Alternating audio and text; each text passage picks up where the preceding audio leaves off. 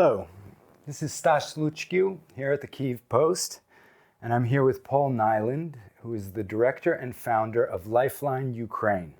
One of the first moves that our CEO at Kyiv Post, Luc Chenier, did when he took over was that he lifted the paywall on Kyiv Post. That meant that a large number of subscribers needed to be refunded. So he offered a lot of the subscribers the opportunity to donate money to the Ukrainian war effort. And the donation would be given to Lifeline Ukraine. How many people got money and... I have actually seen the spreadsheet, and it was quite interesting to look through it and see a lot of friendly names, people I've known for a long period of time. And, I've written for the Kiev Post many times myself in the past, and I've lived in Ukraine for a long time, so I have a lot of contacts here. But I don't recall now the actual number of subscription refunds that were directed to Lifeline Ukraine instead of people getting a refund. I believe it was 40% of the subscribers decided to donate their money to Lifeline Ukraine. What I know is that the total sum was $13,500, and Luke also persuaded your owner to also make a contribution as well, which was in to get the ball rolling. And the amount of the donation from your owner was $10,000 as well. So in total, it's $23,500 that the Kiev Post and the Kiev Post community has provided to Lifeline Ukraine to help our work. Wonderful. And can you give us a little background of how Lifeline Ukraine started, how you set it up, when did this begin? It began with an email when Dr. Uliana Supran was the acting Minister of Health, and looked into our needs here in Ukraine for a suicide prevention hotline. And specifically what we wanted to do at first was to provide support to the veterans who've been fighting in the Donbass since 2014, since the Russian war against Ukraine actually began in the eastern parts of the country. And when did this email come? Was it? It was in July of 2018 when I got that. Sorry, June of 2018 when I got that email, and it took a year for me to learn how to do this, for me to understand suicidality and suicide prevention. I was also traveling a lot at the time. My mother was unwell, and so I had to travel to go and see her frequently too. But it took a year for us to secure our first funding, which was a grant from the British Embassy, and then it was run. Like, make it happen immediately. The HR was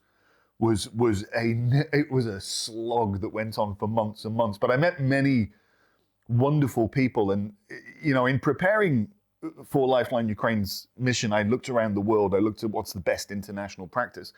And in the United States, the way that they support veterans is with veterans, right? It's a peer-to-peer support structure. And so I went out and I said, I'm going to hire a bunch of veterans, which for me, like, I'm going to work alongside veterans. What could be cooler, right? And the first CV that I was sent, the first resume, the covering email said, I know you're looking for veterans. I'm not a veteran. I'm a psychologist, but my husband's a veteran. And I went, you tick both boxes. And that lady, Svetlana Svetik, she's been a part of the team since day one, and she's everybody who works in Lifeline Ukraine is an absolute hero and an awesome person. And how does it work? Do you have people manning the phones, speaking to people over the phones? There's a hotline, I imagine. Yeah, the hotline is accessible to anybody in Ukraine. It's a free call. The number is 7333, and we're working 24 hours a day, 7 days a week. We had been working from an office base prior to the 24th of February, when lots of people dispersed, lots of people went to safer parts of the country or left the country. But we'd been prepared for the possibility of switching to remote work anyway because of COVID and what we went through with the pandemic. And so on the 24th of February, that's what we did. We switched to working remotely. We now have a call center, and many of my colleagues are back in Kiev. And it seems that we've got past this problem with electricity outages, we hope, until the next attack on our infrastructure. But to have my colleagues returning to the office and to see them again, it's a wonderful, wonderful thing. And how has Ukraine dealt with suicide in general? I imagine there's been an uptick in suicide rates here in Ukraine. Prior to us opening in 2019, suicide was not being dealt with in Ukraine. And one of the things that I said was our mission was, that we would evolve to become the national suicide prevention hotline for all Ukrainians, which is what we are. That's anybody can call us. We don't have a restricted demographic, or, we're just there to help people in times of emotional crisis. And I also said that I wanted Lifeline Ukraine to be a catalyst for a national discussion about suicide in particular and about mental health in general. Did that gain traction? Did you find resistance? There has been resistance. There is historically a stigma in talking about mental health in this part of the world. And again, that's exactly why I wanted us to bring about this dialogue, to be a part of this national conversation. Since the all-out war, there has been a lot more focus on mental health issues. And what I can say about the effects on Lifeline Ukraine, which, again, with the support of the Kyiv Post and the Kyiv Post community, this is what we've been able to do. Before the 24th of February, we used to get 1,000 calls and chats. We support people through messaging as well. We used to get 1,000 calls per month, and now it's 3,000 calls per month. So it's obvious that the psychological stress on the nation as a result of this brutal phase of the war that we've been experiencing for almost a full year now, it's taken a heavy toll. It is creating a psychological burden for many people, and Lifeline Ukraine is there to help them. And we now do so 3,000 times every single month. And how do you go about it? Give us an example of maybe not a typical call, but something that happens often enough.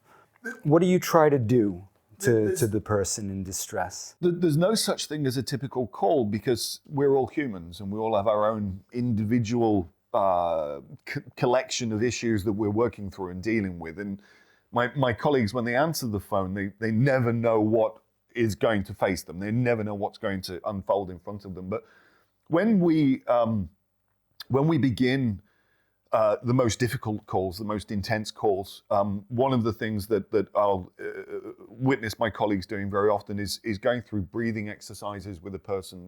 They might be extremely emotional and crying, and to attempt to begin to calm them, my colleague will say, let's just breathe in and breathe out, and just try to get them to regulate their breathing first of all, so that you can then begin a conversation with these people. I remember writing an article. Vasya, my colleague, took call 738. And I wrote this article for the Kiev Post, and it's simply titled Call 738. And from the other end of the call center, when Vasya picked up the phone, I could hear this scream, this anguish. And over the next half an hour, Vasya, all of his training kicked in. Everything that he'd learned in the preparation that I'd organized for the team, it all went into this call.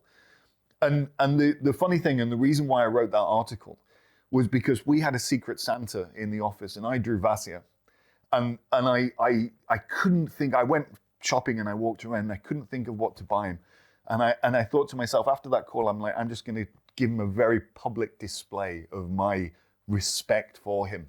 And so I wrote this article called 738 for those of us who don't know, what is a secret Santa? It's a Christmas gift an anonymous Christmas gift. Yeah, exactly. I mean, you have a team of colleagues, and people will draw names out of a hat, and you pull one name, that's who you're buying a gift for. And I pulled Vasya, and I sent him the link to that article on Christmas Day. It was published on Christmas Day, and I went, there you go, my friend. You were talking about bringing the emotional level down, and that's supposed to help people deal with their distress.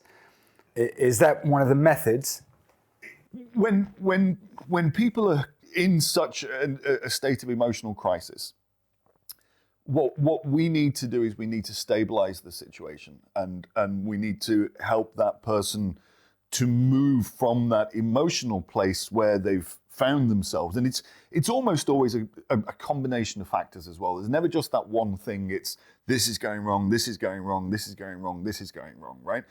And so once we've got that person to a point where they can begin a conversation, then they start to unload the various issues that they're going through, and we're essentially a listening service. You know, our time spent on the phone with people, 80% of it is taking in what they're saying. And you know, I remember one example. It was actually on our anniversary. We had a gathering at the office. There were two representatives of the British Embassy who were our initial donors, our first donor, and I took them into the call center, and they listened in on a call, and I heard my colleague say something. One of the British Embassy representatives was Ukrainian, and the other one was British. And when I heard this phrase, I said, you know, you understood that, but let's go outside and I'll translate it for you.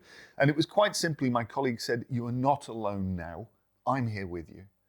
And it was just a most beautiful, touching moment for them to have witnessed when they came to our office to celebrate our first anniversary. But again, you know, there's two ways of looking at things. I mean, I talk about the numbers, the volume of calls that we have. It's 3,000 calls. But our focus at Lifeline Ukraine is one. It's the rule of one. It's one person. It's one call.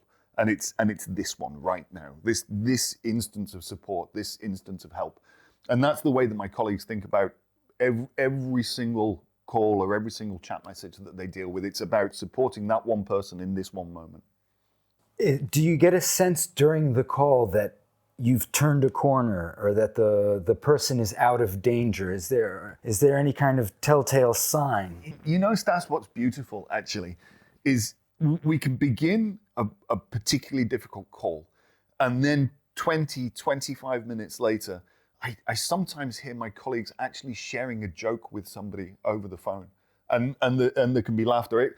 We've taken a few calls where the person is a native English speaker, and I've jumped in and I've taken those calls myself. And I remember vividly the very first one and the situation that we worked through. It was 34 minutes from start to finish, and exactly that. Towards the end, we could share some happy thoughts about future plans. Right? She was a young lady who was here studying medicine. And I asked her about her future plans. Where would she like to go? Because she'd come here from another country. And where will you practice medicine? And she said, I want to go to Australia. And so we discussed Australia, and we discussed me seeing pictures from a friend of mine who had emigrated as a person who worked in a healthcare professional. And she had emigrated to Australia. And with this young person that I was helping, we were able to paint this dream for her as well. It was a lovely moment. I imagine also thinking of the future, some sort of survival mechanism must kick in, where they decide, no, if I'm to get to Australia, I better make it through the next few days, weeks, months. It's very much one of the things that we do. We like to ask people to remember the things that made them happy, their hobbies, their pastimes, their friends whose company they would enjoy, that kind of thing, and suggest to them to make a future plan to go fishing with Vanya, to go and take your son to the football pitch tomorrow or on the weekend, and in doing that, exactly as you put the question, in helping a person to picture a future activity that's diametrically opposite to, I'm thinking of ending my life now tonight. Yeah. And the survival mechanism is something I think about. You've been living in Kyiv for a long time. 20 years. 20 years. What are some of your impressions about Kyiv is going through a period where survival is at the forefront of almost everyone's mind, I imagine. What are some of your impressions? How does the whole society as a whole move into the future? How is it? I didn't leave Ukraine.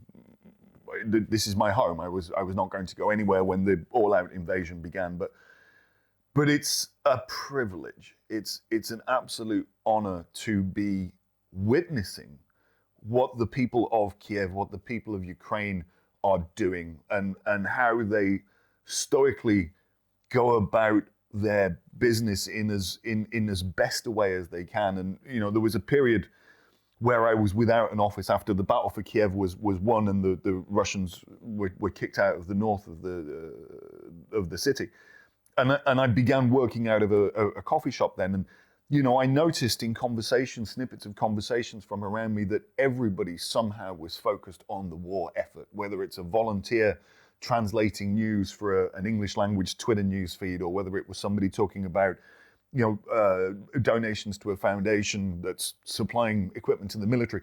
Everybody in some way or another contributes to what ultimately will be Ukraine's victory. And witnessing that, it's a special moment in the history of this country, and I very much look forward to witnessing the rebuilding as well. I think the reconstruction of Ukraine is going to be something that is going to bring a lot of joy to the country. Imagine hospitals that are equipped to European standards, classrooms, when schools are rebuilt, classrooms that have laptops and projectors and good sports facilities and all that kind of thing. The reconstruction of Ukraine will bring about, and membership of the European Union as well, it will bring about those standards that it is going to transform this country, and I look forward to witnessing that as well. I imagine also there'll be a significant niche for mental health issues as people get over the trauma of what's going on right now. I think the trauma of this experience is something that we're going to be processing, dealing with for many, many years to come. I recently did some work with a group of consultants based in Stockholm, and that was one of the things that we looked into with them as a part of the research was post-conflict recovery times. We're looking at a window of 5 to 10 years really for us to deal with the emotional aspects of what we've gone through. But more broadly than that, Ukraine can never again be without a suicide prevention hotline anyway, like regardless of the war context.